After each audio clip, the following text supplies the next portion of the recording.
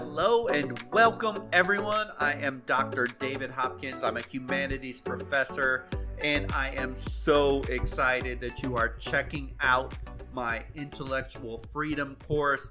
This course is a long time coming, in all honesty. This undertaking is a culmination for me of 20 plus years of teaching in the humanities.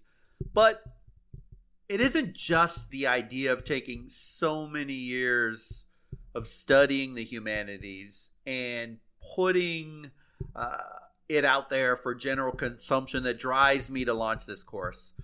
Since I have advanced well past halfway mark in my life, and the longer I live and the closer I get to that, sadly inevitable end, the more fascinated I have become in studying, analyzing, and thinking about wisdom texts.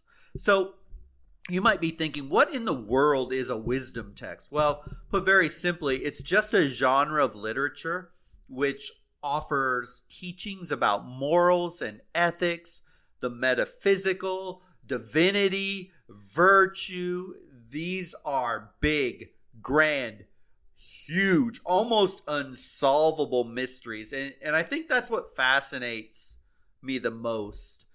Many times, the wisdom genre relies on the oral storytelling traditions of ancient tribes and civilizations that ultimately got recorded and disseminated once we actually, as human beings, developed this thing called writing. So it's just envisioning this course. I wanted to cast the net very far and very wide and go big on the concepts that we're going to touch on in this class. And in this course, I'm very excited to say that we will be reading from an insanely diverse set of texts from every period, culture, and tradition of ethical inquiry. In fact, in this course, I'm literally going to be reading right along with you, studying, analyzing, and learning from the texts just at the very same time that you're reading them. In building a course like this one, with the goals being so big and so broad and so bold, it was kind of that old saying of go big or go home. The ultimate aim of this course is to give you the skills that you need to make insightful, ethical decisions, gain wisdom in overcoming just troubling times, and I dare even say help you figure out what the very meaning of life is. I want to give you very practical things that you can apply to your life today. Now, that goes far beyond anything I could ever dream of teaching in my traditional college classrooms in a semester. The longer I'm in the system of higher education, the more, admittedly, I'm disenchanted. Or maybe a better word is restricted in the college classroom. I'm restricted by the time, the space, curriculum structures that I have to meet. So this course gives me true academic freedom. The intellectual freedom, there's a pun intended for you, to go way broader than the basics I could ever dream of covering in class. In this course, we're going to sample writings from proverbs and folktales and scriptures and letters and historical documents and sophisticated philosophical texts and, dare I say, even some fictional works. I mean, together, you and I, we're going to analyze human achievement and failure. Also, we'll look at our deep-seated lessons about life and death in the hopes that we learn to live the life that we have to its fullest. Or even how can we apply deeply insightful texts to just living our daily life in this crazy postmodern world that we find ourselves? Or how about being able to fluently answer the question, what is happiness? How do we find happiness? Or that age-old question, how do we find the meaning of life? These are huge, sophisticated, nuanced questions that every responsible person should take time to push into a little bit. All of our studies will be properly placed within the author's views and the historical context in which they emerged. As you know, in our modern world, we we are way too quick to simply judge everything from the lens of our modern worldview. It's an absurdly egocentric way to look at things, and to have expected someone, let's say, who lived in the 1400s to have the same view on racial equality or women's rights as we have today, any more than it would be valid to judge your current value system based on where you were at when you were 21 years or old, or heck, even 10 years old and in elementary school. I changed over time. You change over time, just as cultures change over time. And so thus we're really going to analyze everything within their proper contents, and then we're going to make the bold jump into practical applications in our world today. I want us to be incredibly focused, even obsessive, about asking the question, so what? What is the meaning, and how can I apply the lessons to my life today? Theory without action is nothing more than fun studies. But when you take on this course and the content within it, you're going to have the opportunity to force yourself, to challenge yourself, to find real world relevance. I mean, reading is good and fun and it's valuable, but let's take these thought leaders, these geniuses, these powerful figures and concepts, and use them as tools to improve our own lives. Then, and only then, will you maximize the value of this course. Don't worry if it's all sounding far too daunting and academic right now. It won't be. Let me take a minute just to explain to you the learning process for this course, just step by step. So step number one, we're going to take on a book. And so you should buy this book if you can. If you can't buy it, I put hyperlinks down below where you see this podcast. And I do my very best to find open source examples, but I think your life will be way easier and better if you buy the book, Readings in Ethics, Moral Wisdom, Past and Present. There's another post that shows a copy of the book and the ISBN and all that sort of stuff. This is our first book of study. This textbook, you can buy it used, you can buy it new. I think, wherever you want to get it. This textbook, it's a lot of times used in, say, a moral philosophy course, or maybe even a class to introduce undergraduate students to the humanities, which I teach all the time. It's loaded with amazing content. I haven't actually ever read this book till I started this class, though. So I did a pretty thorough review of it, and it's an amazing book. But it's nice. It's easy to follow. The chapters are short. The readings aren't going to be overwhelming for you. I would even go so far as to say a sharp and focused high school junior or senior can handle this course without problem. So step number 2, after you get the book, we read and we study only one chapter per week.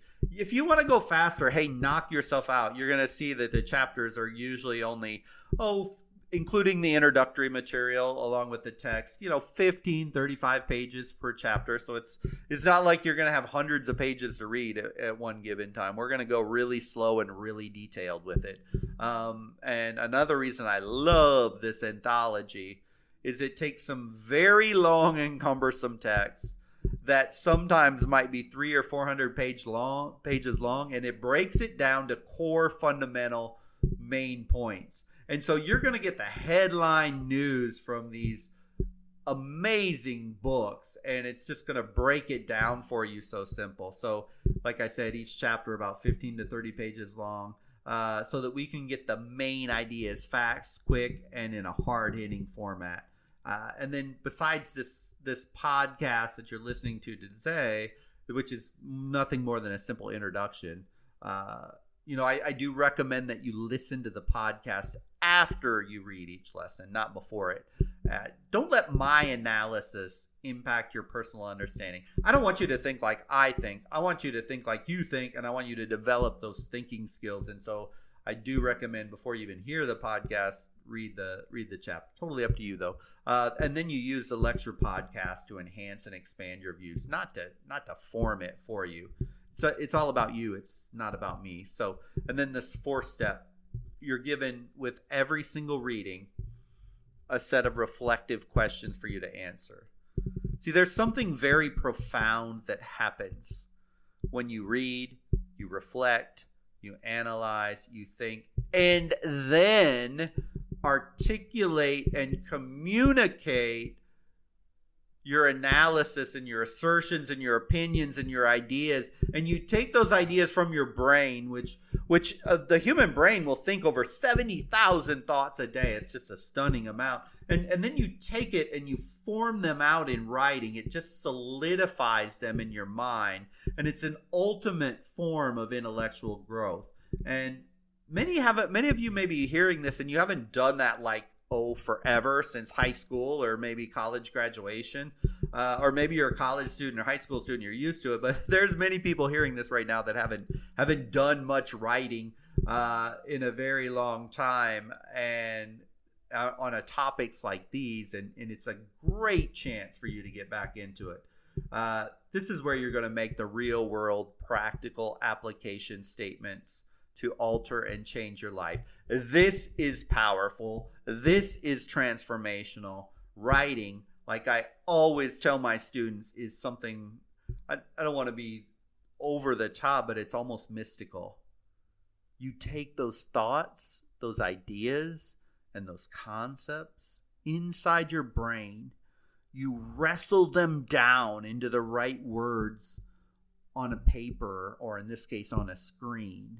And that abstract becomes concrete.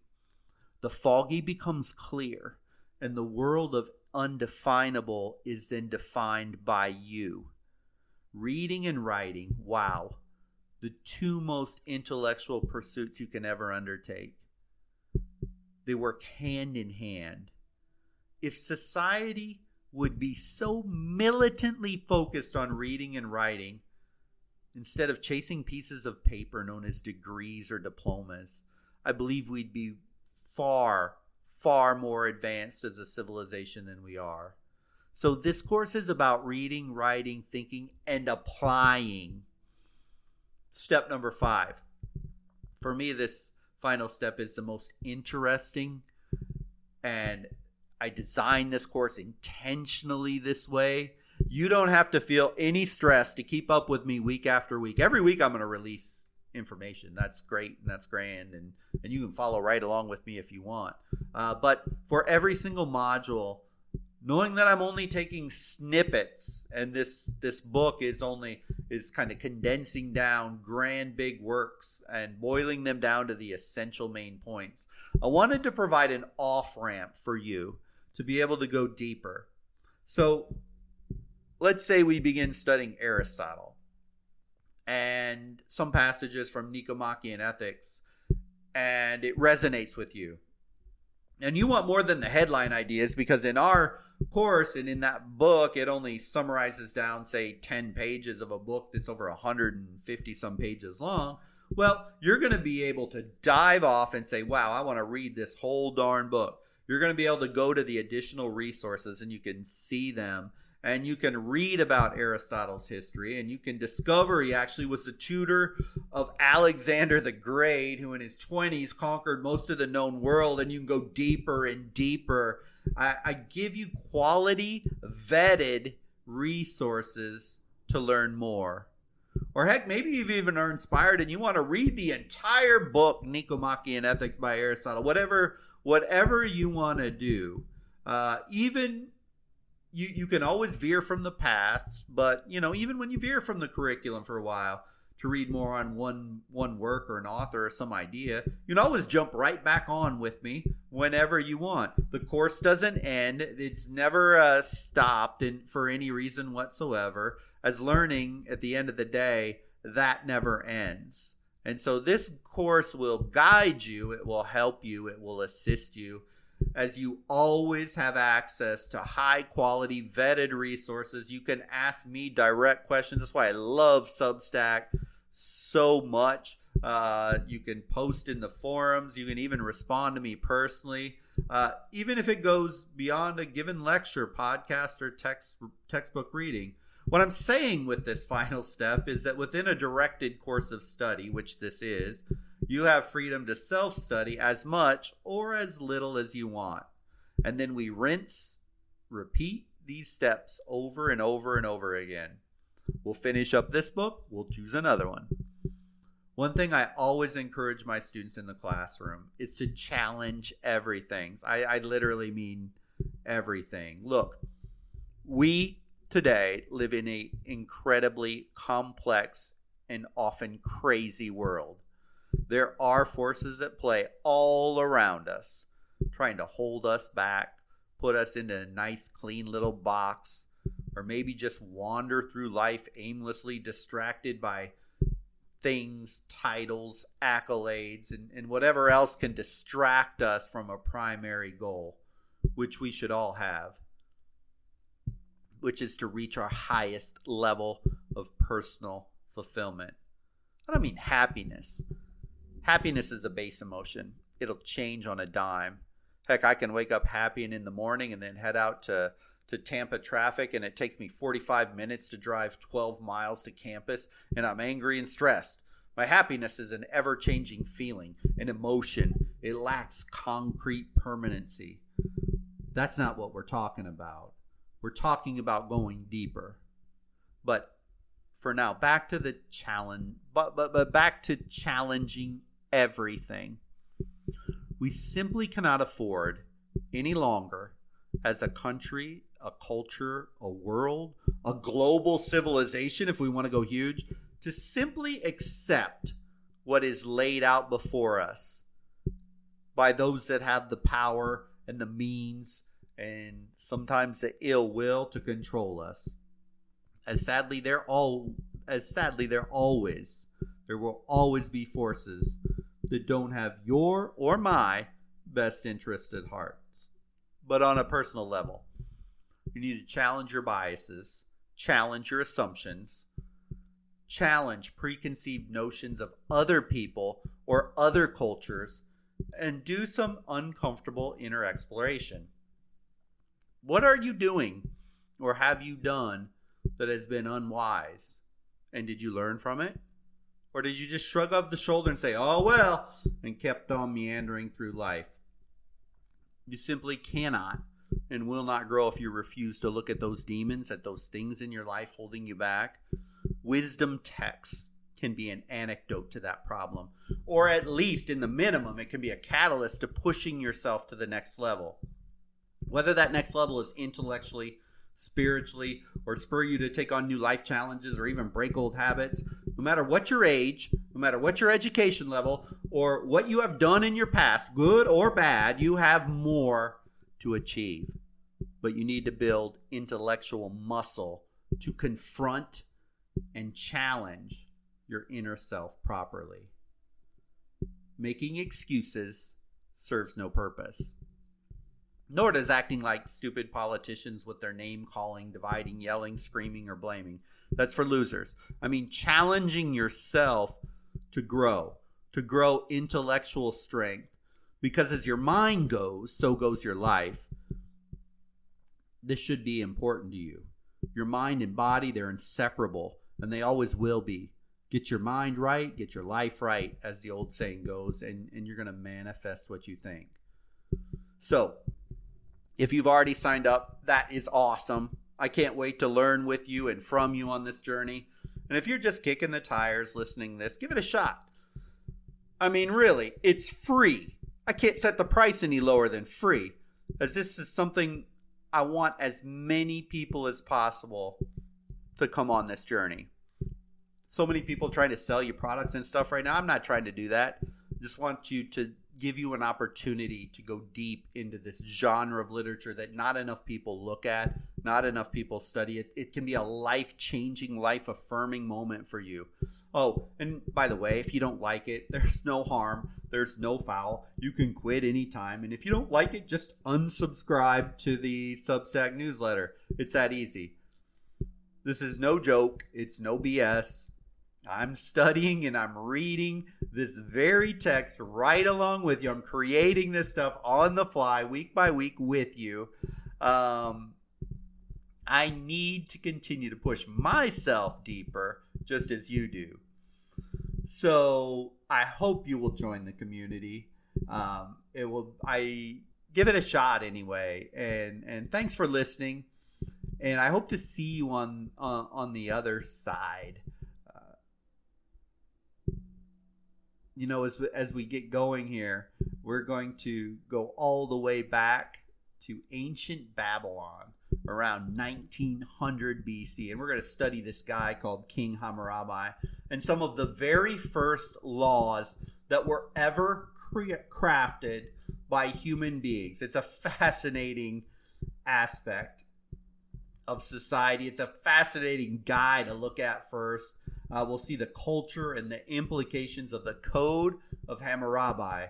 And we'll compare Hammurabi and the Babylonians to the early Israelites and their concept of law and justice in the Torah, because it teaches us so much about how we in our modern world view laws and ethics and moral behavior. It's all fun stuff. So I look forward to engaging with you, and by all means, ask me any questions you may have as we get going in the next lesson as we take on chapter number 1 in that book that I mentioned. And by the way, you can get that book. Go to the front page of this Substack. You're going to see that book up there at the top. So thanks again, and hope to see you in the next lesson.